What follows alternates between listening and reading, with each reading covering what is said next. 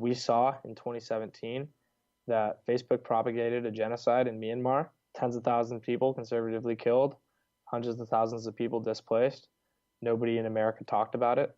We called ourselves Overlooked. We want to be the social news network that ends fake news. That was George Sehremelis, the founder of Overlooked, a website hoping to combat and hopefully end fake news and expose political bias in the news. And if you listened in last week, you heard the veteran perspective of a journalist, entrepreneur who has really done it all in Jim Vandehei of Axios and Politico. This week, I'm bringing you someone who is at the beginning stage, working on a company just after graduating with 15 other college students to really make a positive difference in this world. So if you want to hear more about that, then tune in. It's going to be a very interesting interview. But remember 3 things. Listen carefully, think critically, and conclude thoughtfully. With that, I'm Luke Scorzel, and you are listening to Bills. Hello, and welcome back to Bills with Luke Scorzel. Today we're joined by George Sehremelis. George, welcome to the show. Hey, Luke. How's it going? Pretty good. Thanks for coming on. So Thank you. I gave kind of like a brief, probably way too quick overview of what Overlooked actually is, but if you could kind of break down what your mission is, I think that would be really good. Yeah, so our mission is to build a social media platform strictly designed to end fake news. My initial question off of that, and then we can get into more of how it works, is Go for it. What is like a social news platform is how you describe it, right? And then like the social news network. Social news network. And can you kind of describe what you see that as? Oh yeah, so if you look at our code and you look at Facebook's code, it probably looks extremely similar. Our code's probably actually a little bit better. It's more modern. But basically what we did is we realized that 70% of Americans roughly are getting news off social media. And you can't trust current social media outlets, so we decided to build something better. So is your goal then to replace Facebook, Instagram, Snapchat but as like a provider of news, or is it? No, we are just trying to. How about this? How about I tell you a little story? Yeah, I like to tell stories. So growing up, right, I was really, really addicted to watching the news. It was kind of creepy. I used to watch CNN, Fox News, and MSNBC every day for honestly like a total of like 6 hours a day. I hate all 3 of them. I think they're terrible. Not on a macro scale, but so I've always been really, really addicted to the news. And I came to college at USC, and my freshman year I had a TV. So nothing really changed. I kept watching the news on my TV in New North. My sophomore year, I lived in West 27th. And I had a TV then. But my junior year, I did not have a TV. I lived in my fraternity, and we don't have cable. So the way I got my news was social media, specifically Facebook and Twitter. So this all culminated kind of full circle, right? Now I'm going to tell you a little bit about myself right now. So my family is 100% Greek, both sets of grandparents, and my village in Greece is called Distamo. And Distamo is famous for being the highest percentage massacre for any village in Greece by the Nazis in World War II. A couple of my family members died. The majority of my family actually survived. So it all kind of culminated full circle. Junior year of high school, I was sitting in my room, and I was watching the news come in, and I'm like, Facebook's basically spreading a genocide in Myanmar. Now, I'm not sure if you're too familiar with the Rohingya Muslims. They're a 4% minority in a majority Buddhist nation, but conservative estimates have 10,000 people were murdered. Hundreds of thousands of people were displaced. And if you're familiar with the context of the social situation in Myanmar, Facebook is basically the internet. So what ended up happening was there was this Buddhist monk basically who started saying on Facebook, like, hey guys, like we're going to go, like the Rohingya are terrorists, like we must get rid of them, yada, yada, yada. And there was really no way to monitor to it. We're actually launching a video this Tuesday. It's our Rohingya Muslims. It's our founding video. Because when I saw that was going on in another part of the world, I was sitting in my room like, how is this happening? This is crazy. Like this happened in my village in the 40s in Greece.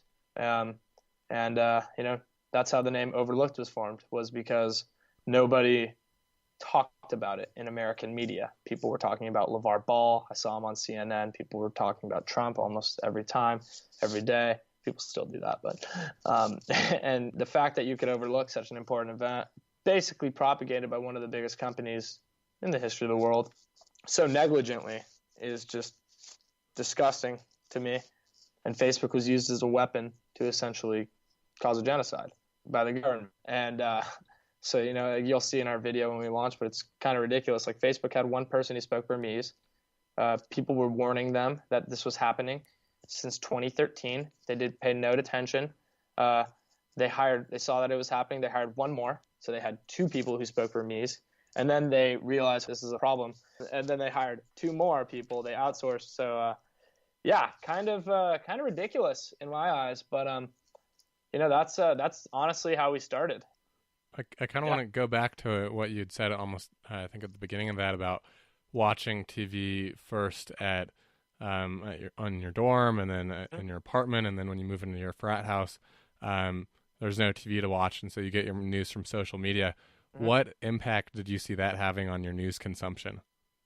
It was a moment when we're like, wait a minute, 68% of Americans use social media for news. Facebook can't stop fake news. Neither can Twitter. Holy crap, who's going to do this? Because as of now, this problem keeps going around the world, and things are only happening in different countries, whether it be India, Brazil, Kenya. I mean, it's crazy what's going on. And I'm referencing specifically their elections are all being targeted with fake news because, politicians around the world have realized, hey, this fake news strategy is actually a really good thing to do. Our solution to this whole problem. So the problem with fake news, right, is basically that you get it on social media two ways, right? You get it. The first way is someone with millions and millions of followers posts to social media, and their millions of followers see the post. There's zero accountability on the post. Anytime someone reshares it, it goes through a whole nother social loop.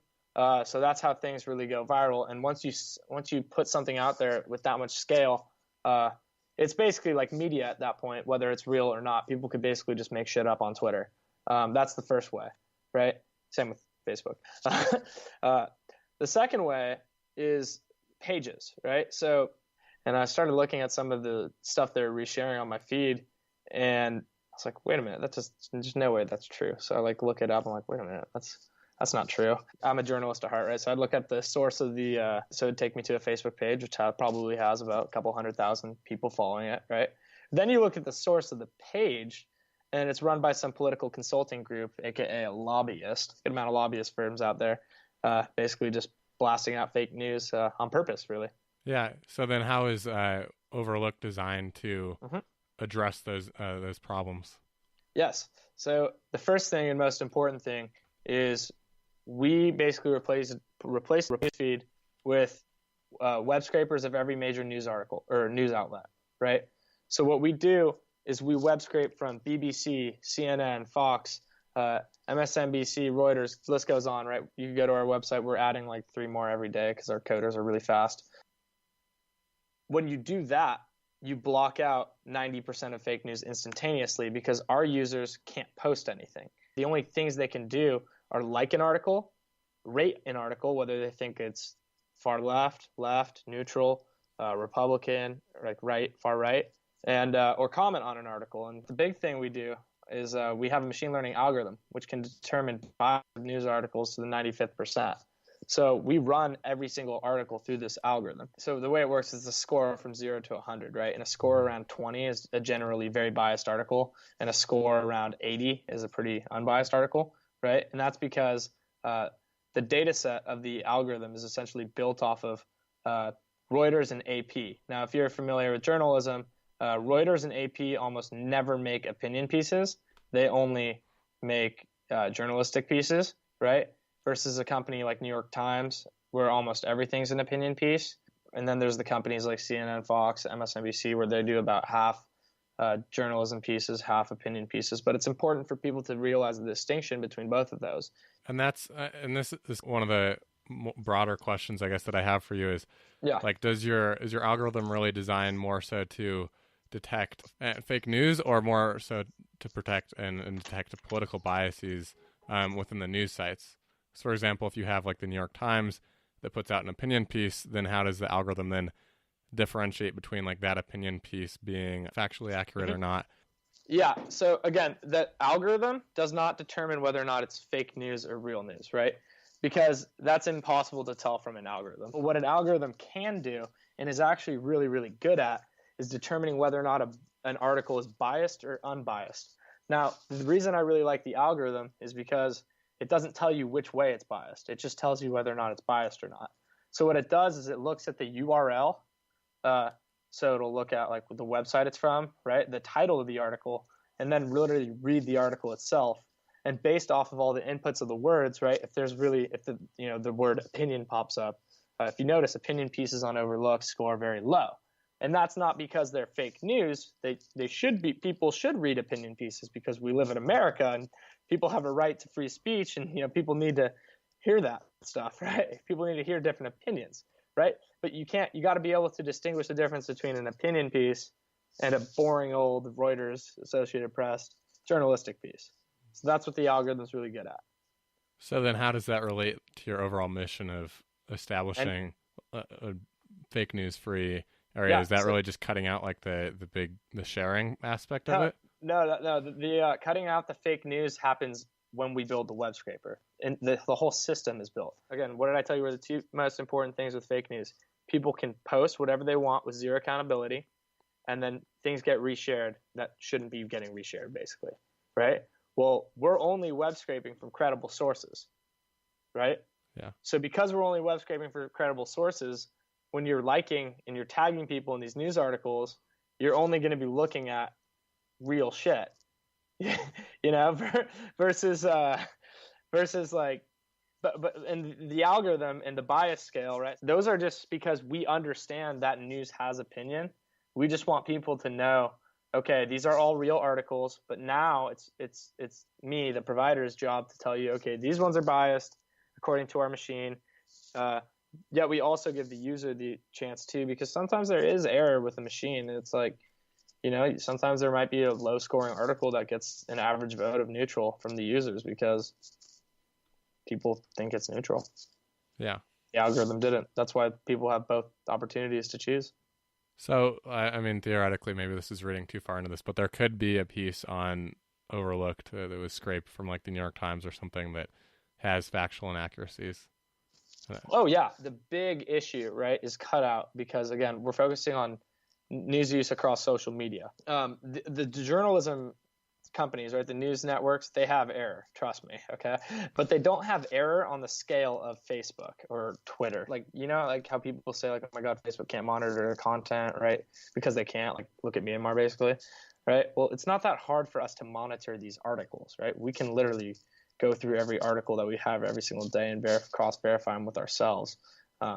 As a matter of fact, we actually wrote an algorithm too, which is a classifier, which is currently accurate to the 98th percent, which can determine whether or not an article is like tech, business, entertainment, sports, opinion. We're going to add fake to it too, because for like the rare like 1%, 2% articles that are on Overlooked that are like journalistic errors, right? We want to be able to point out, hey, like this article, dude, like you liked it, like you tagged your friend in it, like turns out New York Times was wrong. Turns out CNN was wrong. Like here's a little notification, like just like Facebook, like boop, like here you go, Luke, like this article is wrong, dude. Like, and that's the system.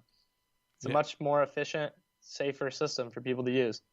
Which so that's not can you tag people right now? No, not now. We're building that. We should be able to tag in like, I don't know, like a week or two. So this gets into another question, is like, what is the future of Overlooked? Has it reached like its state of the art place and now you're just adding different features, or do you see something totally different in the next few years? Is this a long-term project or what's? No. Yeah. So right now it's basically, you have your personal profile, you have all the news sites, you have the algorithm, you have the bias score, right? You can comment, you can't tag people. You can like an article, it saves to your profile forever, right? things we're looking to add. We're building more web scrapers every day. Yesterday alone, we built AP.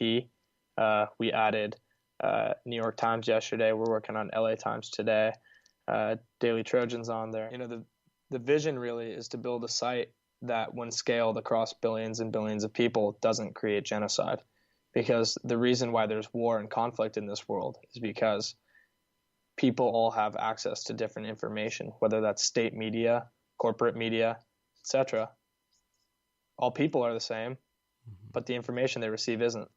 Not totally related to Overlooked, but I mean, it is related, but not directly to your company. But what do you think about like government regulation of companies like Facebook and other social media companies that have these problems? Are you on the side of just leave them alone and you can provide the solution as your own business, or are you looking more at solving it yourself?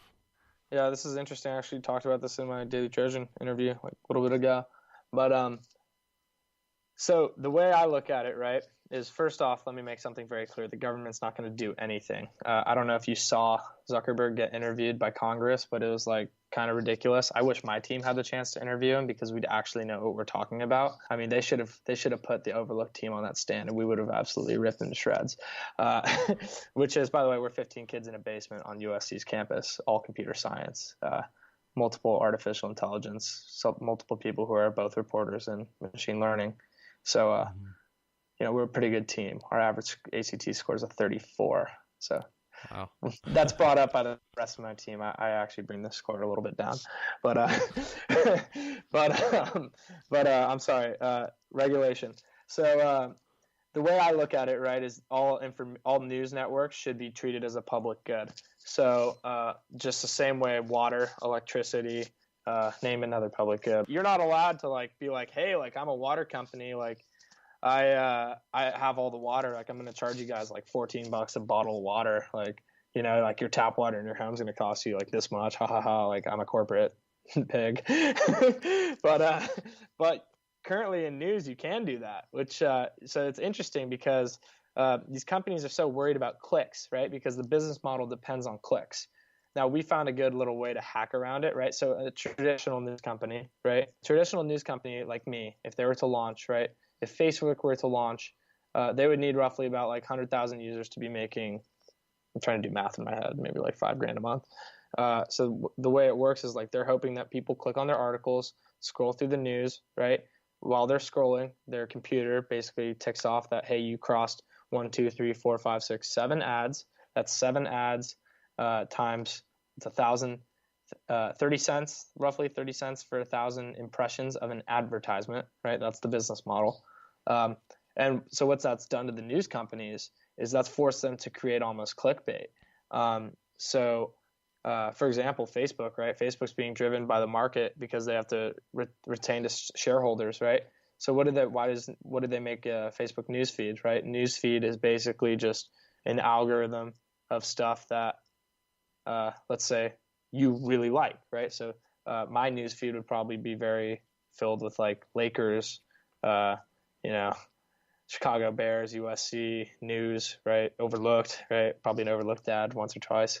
But like someone in Myanmar that's trying to get rid of the Rohingya, their newsfeed is probably filled with kill these terrorists, like a lot of dehumanizing stuff. There's a lot of dehumanization stuff. When that's the only thing you see, you're in an information bubble. But the thing is, that's the business model. So that's why you need to make it you need to make the news companies work on it as a public good, because otherwise you're going to just have these companies trying to get as many people to click on news articles as possible. And the ironic thing is that hateful posts actually do way better than like kind posts, because like the human brain is kind of wired to like click on stuff that like kind of makes them angry. So the model would be that we pay like whatever companies for like to use them, and the ads just aren't there anymore. The model would be, okay, Facebook, you're so big now that you're a public good, right? Everyone uses you, literally. There's a big problem because they'll be just fine if you do make them a public good. They'll probably complain. They'll be like, well, you're hurting our business model, yada, yada, yada. Now we're not going to be able to make any money. But it's like, they'll be able to make money. Trust me. Like they have such a monopoly of artificial intelligence, such a monopoly. I mean, they're basically a monopoly themselves. Yeah. And then That's what you make it a public good. how is your model any different than like Facebook's or other social media companies? CPM ad-based model. So basically, we can put ads in news articles, not affect the user experience at all, versus Facebook where you're on a feed, right? They can't just flood your feed with crap, otherwise you'll just stop going. Ours isn't people click on 4 to 6 news articles roughly each time they go to a site like Overlooked. They spend more time on news sites.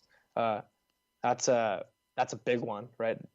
Like people on news sites themselves spend about 4 times the time as they do on like other social media, according to the last stat I looked at. So it's just a better model in general if you can scale it up. Yeah. So do you monitor the ads that go on? We're not posting ads for a long time, my friend. Maybe like 3 or 4 years. We're not trying to make money right now. We're trying to get users. Mm-hmm. And we have been doing a really good job at that. So we launched about 2 weeks ago. We're averaging about 500 page visits a day. We're getting about 100 new Instagram followers every single day. That number's slightly increasing each day. We're at 8,600 page visits total over the course of 2 weeks, really. But the big thing with us is something you can expect in the future, my friend, is you can expect some videos. And what I mean by that is, I don't know if you've seen our launch video, right? But if you look at the traffic, there's a direct correlation between a traffic spike and Overlooked launching a video. So we got some videos made up. I wish I could show your users right now on this podcast, but I guess I'll just have to tune in. Our first one's on the Myanmar situation. It's our founding story. Mm-hmm. And so what are those videos more about the organization and what you're trying to do, or are they going to be original content that you're creating? Original content, my friend. And that is our bias. Our bias, literally, we talked about this yesterday. We want to build a website which will end genocide one day, because currently what's out there will not stop genocide. It's a crazy goal, but if you're not thinking like this, you'll never do it. And whether it be the Rohingya Muslims in Myanmar, whether it be millions of Uyghur Muslims in China being detained in borderline concentration camps, whether it be hundreds of thousands of Yemeni civilians starving to death because the United States is selling weapons to the Saudi Arabians, who's then bombing Yemen, whether it be the fact that Libya has become so destabilized that there's a full-scale slavery around the world. These are the videos that we're going to be making. We're going to be opening people's eyes up to the fact that, hey, look at like social media in today's age has created an absolute shit show. We're here to clean it up. And so, I mean, and you see those as direct like results of misinformation campaigns? Oh yeah. Well, not misinformation campaigns. No, that's more so just overlooked things around the world that we don't think is getting covered by the national media. Okay, so this would be like a different really path for Overlooked is like having the segment where you rank the different news sites and then also providing its own. Yeah. So the moneymaker, we like to call it, is like the whole ending fake news thing, like building a site basically where kids can, go to, trust that the news isn't fake. That's the moneymaker, right? But the vision really is, how are we going to clean up these parts of the country or parts of the world that are less developed in the U.S.? I mean, when you think of fake news in the United States, you think of, just like little like insults or memes almost, right? But when you think of fake news in Myanmar, it's life or death. When you think of fake news in China, well, there really isn't an alternative because no one in China has access to free information. It's all state-sponsored media, which, by the way, will be web scraping in our world section. Xinhua.net. Yeah. Same with RT and Sputnik. They're Russian state media. KCNA Watch, North Korean state media. That's the best one when it's translated to English. That's really funny to watch. So those will all be coming to the website soon. So to answer your question, the direct symptoms I'd call of the social media happens more, besides for the Myanmar, it happens quite frequently in like elections around these different countries. So what we've realized is, the U.S. in 2016 really set the stage for the whole like fake news on social media thing, because ever since 2016, you've seen people around the world. You got President Bolsonaro in Brazil, just got elected. He basically just lied his way to the top. Literally, like a very coordinated, confirmed disinformation campaign launched on social media. Facebook's actually number 2 usages in Brazil. You want to fact check that? Should I fact check that? I don't want to be wrong on a podcast. Just doing a quick fact check, like George had asked. India is actually number 1 in the world with 260 million Facebook users. The United States comes in second with 190, and Brazil comes in third at 120. So not second, but still third, which is a very significant amount of users. Now back to the conversation. So Brazil got screwed with fake news. Kenya got really, really big problems in Kenya with fake news. Italy, same thing happened with fake news in their election too. And the list goes on and on and on. And it's really anywhere that Facebook is where this problem exists. India with WhatsApp. Oh my God, that was bad. Like I have a couple people on my team from India, and they're like I still get my fake news right here. Like Modi got elected yesterday. Yeah. That election, they're like showing me in my room in our office, like, hey, look, George, like here's fake news in India on WhatsApp. I'm like, oh God, what a surprise! Like we all saw that one coming. What is your demographic then? Is it just in the United States right now? Is it more of a younger audience? If you're trying to expand to cover all of these countries that you're talking about, is it global yet? And how, if it's not, no, are it's you not aspiring global to get there? It's college hopping season, my friend. So as we acquire accounts from these different universities, currently right now we have Daily Trojan because USC is the best by far. But as we grow, next schools we'll be adding is going to be Georgetown, their daily paper. It's like the Hoya or something. The Harvard Crimson. We're going to have a little university section where you can basically type in your university. So, you come into the news site, you go to USC, you're like, oh, let me get my Daily Trojan paper. Target demographic, college students. And that seems to be working so far. So far, so good. Yeah, what the game plan, I suppose, is to utilize these school newspapers, which nobody really reads, and to put it on a site which people actually read. So then you're like, oh, well, I guess I could also maybe check out the Daily Trojan.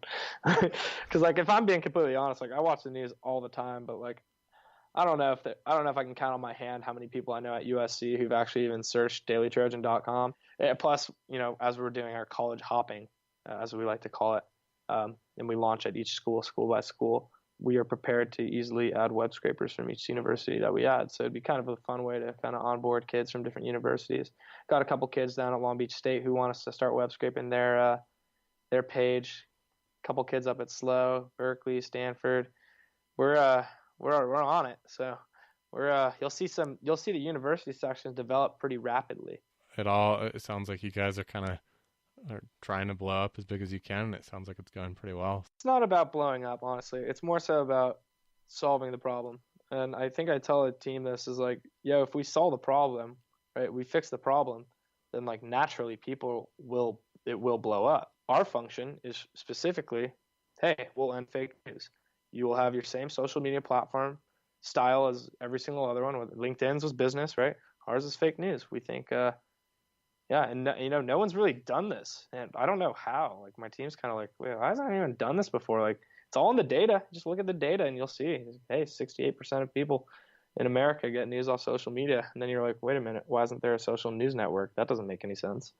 Kind of the way I see it is it Overlooked almost aspires to be not the replacement for Facebook and Instagram, but it seems like it could be a replacement for getting your news from Facebook and Instagram, which I think is basically what you've been describing. Bingo, Luke. And the interesting thing about it is I got a feeling that these other companies will actually be pretty stoked that I'm doing this, because currently they just get kind of wiped out in the press. Because they can't stop fake news. Like they still can't. Literally, it's like they have too much input. There's too many points of input, right? Like anyone can post anything. That's the freedom of speech. So what are they going to do? Say people can't post certain things? Well, that's a problem with freedom of speech. You can't not do that. The ability to post something to millions of people, like we never thought of the negatives of it, right? Like we always thought like, hey, connecting people is like a really good thing. And it is in the US, but it's like, and even in several other countries around the world, but like when you don't take into account the fact that so many countries are so far behind. And I'm not saying culturally or socially, because I believe like each country is beautiful kind of in its own way. But I'm saying just pure behind. Like, for example, I went to India, and I went to India my freshman year. I went to New Delhi. So many people were homeless that it's like, right? So many people are engaged with child traffickers, right? And it's like some of these countries have real tensions between their people that live there. And you go in and you're like, hey, like this guy hates this guy. Maybe we should connect them. Well, that doesn't always work out. Right? It's not like a much better solution to doing that would be to bring one stabilized, uniform source of information where you publish all information. It's a very idealistic view that people around the world are all going to just get along all jolly and stuff. I mean, look at the U.S. It's like Democrats hate Republicans, Republicans hate Democrats. Like, imagine in a place where it's far less developed.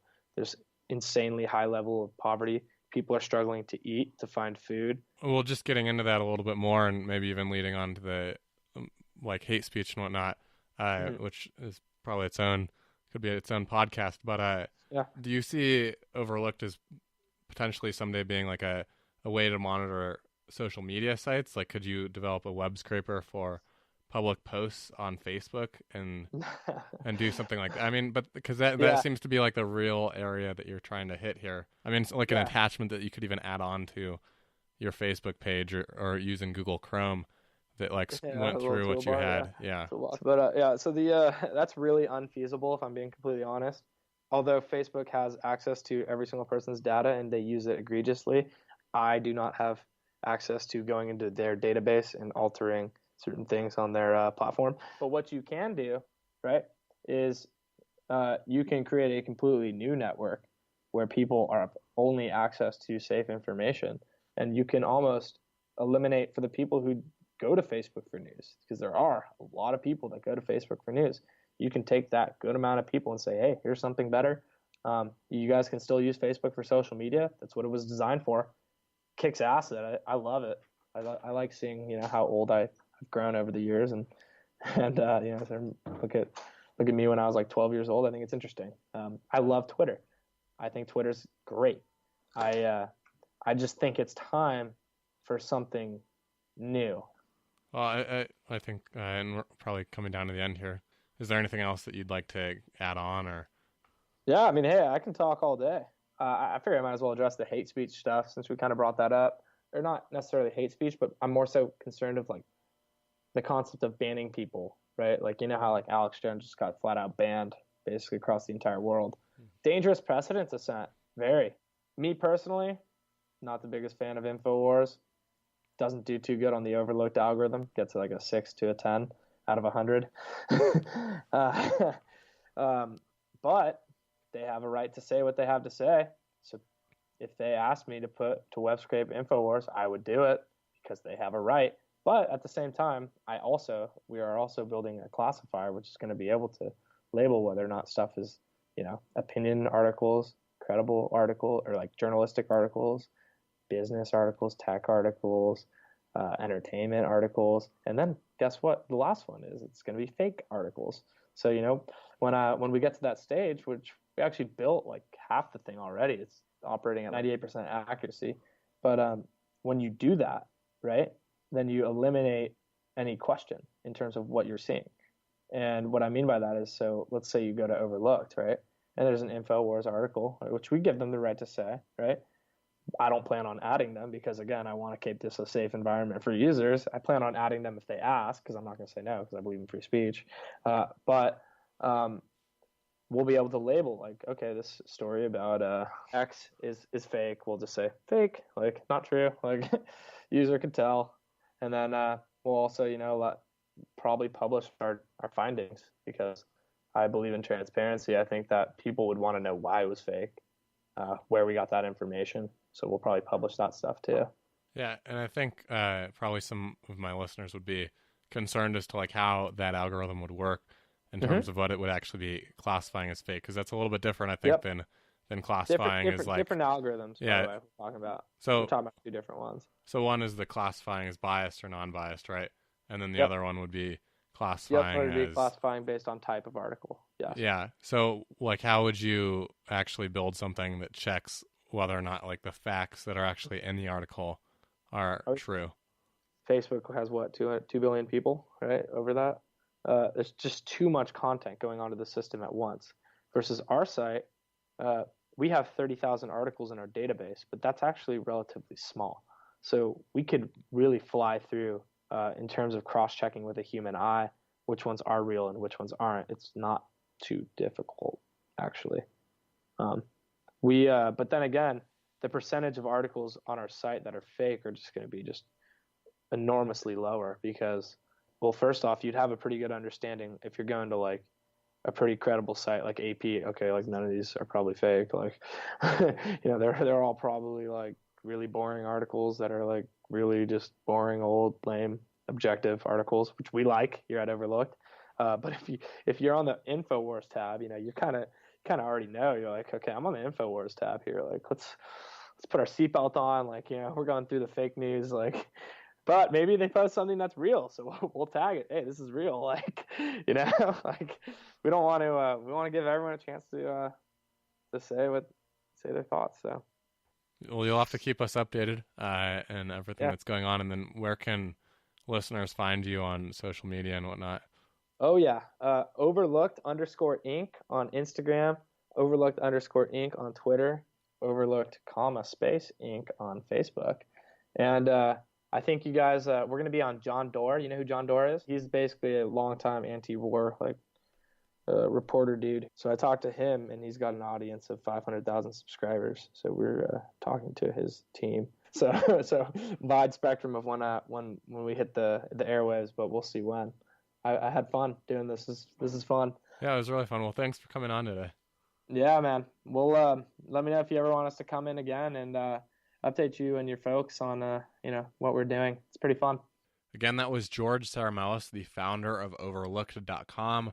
Now, if you enjoyed that episode, be sure to go back and listen to last week's episode with Jim Vandehei, the CEO and founder of Axios and the former CEO and founder of Politico. Next week, we'll be having another episode coming out. We have some new faces on the show. We have Misha Yurchenko, who's going to be talking about Bitcoin and blockchain and the like. And then we have Garrett Marquise, who's a new face. He works in the Trump administration for John Bolton as the head of communications. Some old faces as well. We have Daniel Akaye, who is an economist that's well established in the world. He's going to be talking about Trump's tariffs. We're going to have Arpit Chaturvedi on again. All of this is coming down the road. If you want to get notified, then go to theedgeofideas.com/subscribe and subscribe there.